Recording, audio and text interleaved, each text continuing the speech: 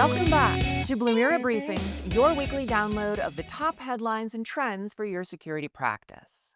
This week, we've got brand impersonation at industrial scale, AI agents with smuggled souls, and supposedly random passwords that are actually just LLM Mad Libs. Let's get into it. Do you remember last week's fake download site for 7-Zip? Those were simpler times, back before researchers uncovered that threat actor GS7 has been running over 150 lookalike domains for major brands, including Wells Fargo, Fidelity, and Citibank. The campaign, aptly named Operation DoppelBrand, is a well-oiled machine using auto-rotated infrastructure to avoid blocklisting, credentials exfiltrated through Telegram bots, and legit RMM tools that have been dropped for persistent access without tripping any alerts. Jake, what can defenders learn from the tactics we're observing here? Okay, so we got this DoppelBrand campaign. This was dubbed by SOC Radar. They're calling it that because basically what's happening is it's a sophisticated phishing campaign that's imitating a lot of reputable brands. Primarily, it seems to be financial brands, so like Wells Fargo, USAA, Fidelity, and they're impersonating those with phishing emails, and those phishing emails contain links that go on to imposter fake login pages for those brands. And the reason this one's unique and the reason we're talking about it and it's coming up in the news, I think, is mostly because how sophisticated it is. There's been evidence to show that it's extremely automated. They're able to kind of like be a chameleon and shapeshift their technology to whatever, like if they happen to get popped on one service, they can move to another. So it's very low lift, low effort for them to move services. And it's helping them blend in. It's helping them to go a long time without getting caught. They're also putting a lot of effort into like the mimicry of these accounts. The landing page, the fake login page, is developed like really well. It imitates the actual brand. It imitates the colors, the fonts, like everything you'd expect from that brand. Another unique thing that we're seeing is that they are deploying RMMs, so remote monitoring and management tools, alongside as like kind of like a double phishing. The first phishing attempt obviously gets them the victim's creds, and then the next one, the actual next part of it, deploys an RMM tool. And the funny thing about the deployment of the RMM is it actually includes like a security disclaimer when it goes off, and I'd like to call it like weaponized irony, because it goes on to say stuff like don't click on links and suspicious emails, and like don't run installers that you're not aware of or you don't know what you're doing. It goes on and on about like all the security, but it's actually the attackers like wording that and basically being like, don't look at people like us trying to do these things, which I think is interesting and something to probably educate users on.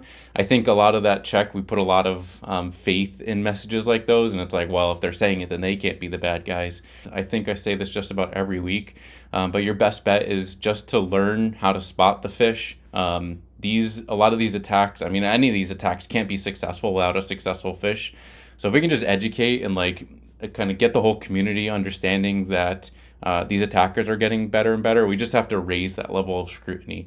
Like I said, unfortunately, it is getting harder, but it doesn't mean we can't beat it just by kind of looking at things and taking a second guess at like what it is things are telling us. Never install software that's prompted in an email link. I'm not sure how many of these attacks had the actual like software. Like I think a lot of the RMM install was like kind of behind the scenes after, of course, that funny message that was coming up. But if you see any like emails telling you to install stuff, obviously that's a red flag that people should keep an eye out for. Check the domain carefully before entering creds. Unfortunately, this is another one that gets harder and harder, but just try to, if you can, instead of following the link, try going to the site yourself. Again, this goes without saying, everybody says it, enable MFA everywhere. I don't really have too much more to say on that, but enable MFA, especially on high value target accounts like financial accounts or VIPs, like high level execs, that kind of thing. All in all, the bottom line for this one is it's very hard to capture this and alert on it with technology. So there's a lot that has to go into security training for this one. Just training your users to identify, training your coworkers, training your parents, anybody who will listen. like what these things look like, what attackers, what language they're using, just to kind of keep them up to date. We don't want people operating on old data. Old data is still good. I mean, we still have to look out for the old stuff, obviously, but let's just keep that information and that knowledge sharing flowing and keeping everybody on the same page. Thank you, Jake. This week, Hudson Rock reported the first known instance of an infostealer in the wild grabbing OpenClaw config files. Now, we talked about OpenClaw a couple of weeks ago, but it seems like every day brings a new reminder that if you give AI agents privileged access, you're gonna have a bad time. Now, it might even give the agent an identity crisis. Because along with the gateway tokens, cryptographic keys, and other secrets that stealers were already taking, they've started hoovering up config files, including the soul.md file that defines agent persona and operating ethics. Somebody call Joe Estevez, because we've got a soul sucker here. Now, Matt, you wouldn't download a soul, would you? I've downloaded a lot of weird things off the internet over the years, but never a soul. This is not an AI issue in itself. It's one that involves automation, credentials, and poor segmentation. What we're seeing takes place when adoption outpaces understanding, and that's largely coming from misclassification of what this tool is. A lot of us view it as a development tool, a curiosity, a lab experiment, and a productivity enhancer. And while all those things are true, if you peel back the varnish a little bit and take a real look at what OpenClaw is, it's a privileged automation service with delegated authority and standing credentials. That's where things get a bit scary. See, there's a very low barrier to entry here. It's something that we've witnessed through the sale of tons of Mac Minis for people to use, and the bragging about $5 VPSs being all that's needed to run an OpenClaw instance. And that's great because it democratizes capability, but it also democratizes risk at the same time. When something is seen as novel in nature, and right now I think that's how many of us look at OpenClaw, it's a novel tool and it's quite interesting, it's also seen as a novelty. There are tons of instances exposed on the internet right now, and the total number doesn't even matter because of where they reside. They reside on developer endpoints, under hardened VPS instances. They're storing tokens and flat files, and they're coexisting with web browsers, Discord clients, and everything infostealers love. Credential-rich endpoints are profitable, and attackers love profit. Yes, files are being exfiltrated, and that's bad enough. But here's the thing. If an endpoint is weak enough to be infostealed, there's a really good chance it's weak enough to be remotely controlled, used as a staging point, and even reinfected. Now let's say this has not happened yet, I'm looking forward. Let's say an attacker can modify the soul.md file you referenced. Well, that means that ethical constraints can be removed.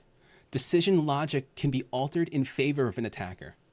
Deception patterns are introduced, and we just went from a credential issue to a trust integrity one. Stealing a soul? No. If someone can alter how automations behave, you no longer control what it is. That's the scary part. Here's where AI comes back into the picture. People trust agents. They anthropomorphize them, and they underestimate them. Not trying to sound accusatory, I'm looking at myself as I'm saying this. And, we didn't discover that AI has a soul. We discovered that we gave it automation authority without treating it like an authority. If your agent has keys to your environment, it's no longer an experiment. It's an identity.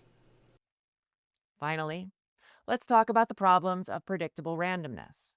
Researchers at Irregular asked Claude, ChatGPT, and Gemini to generate strong random passwords, and you may already know where this is going. Out of 50 passwords generated, Claude returned 20 duplicates, including the exact same password 18 times.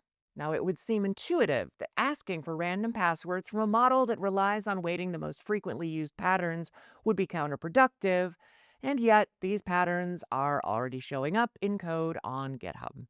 So, Ian, can two keep a secret when one of them is a chatbot? There was some growing studies and conversations around using AI and LLM tools to generate random passwords for both user accounts and systems accounts. What's being seen is when these passwords are generated from these LLM tools, is there are clear definable patterns that are coming along with all these passwords. This is dropping the entropy or how hard it is to crack or to brute force these passwords on any system. I did some verification testing on my own using Claude Sonnet 4.6, as well as 1Password, just their built-in generation tool. These are the patterns that I observed when I looked at 80 passwords generated from each tool, requesting the exact same requirements for each, which was just a 15-character password with an uppercase, a lowercase letter, and a number. In Claude, the clear patterns that were generated on these 80 passwords was every single password generated always started with an uppercase letter. There were no consecutive numbers used in the passwords. A number was never used as the first character of the password. Exactly 5 numbers were used per password, and a couple letters were never used in any of these passwords, including O, 0, and I. And the most common letter was N and M. When you compare this to 1Password using their password generation tool, they followed some of the same patterns, but not as much. They did avoid using 0, I's, L's, and O's, but there was a better distribution of characters throughout these passwords. The most common character in these passwords from 1Password was the number 2, but that tracks since there's only 10 numbers to use and I only generated 80 passwords, so my sample size is a little bit smaller. These patterns don't necessarily confirm that the LLM or the 1Password tool is better or worse. It's just showing that there are clear patterns that are produced when you generate these passwords at different times throughout the day at using different criteria. If we look at the password requirements from NIST for 2025, it's interesting how some of these changed and how they line up with what's being seen in these patterns from LLMs. A couple of the ones to call out here for the NIST guidelines is the character complexity was encouraged, but is no longer required, as well as the mandatory password changes were required monthly, but now the passwords should only be changed if they've been compromised. What's interesting about that one is if these patterns are seen and used and users are generating these passwords from LLMs with these clear patterns, then there's a better chance these passwords are going to be compromised and they're going to have to be changed anyways. The guidelines here should be followed more along the lines of using passphrases instead of randomly generated passwords. That way a user can make a 3 or 4 word passphrase that is more unique to them instead of just using tools that are going to randomly generate passwords that have clear definable patterns, even in small sample sizes. Some other recommendations that can be used here, if following the NIST guidelines, is enterprise password management tools. While it may not be recommended to use the generated password tool within those password management tools, it's still very beneficial to use something to secure those passwords in a managed space. Above all, if you can use MFA on your systems for user accounts or accessing other connected systems, MFA should be at the top of the list to use. That way, even if one of these passwords does become compromised, there's still another barrier before there's a full security incident. TLDR. Brand impersonation is an assembly line. Infostealers are now after souls and crypto wallets. I need to turn off auto reactions in my camera, and LLMs are still worse at coming up with passwords than that one XKCD comic from like 15 years ago. As always, we'd love to hear your thoughts in the comments. I'll be back next week with more updates, and until then, stay safe out there. Bye-bye.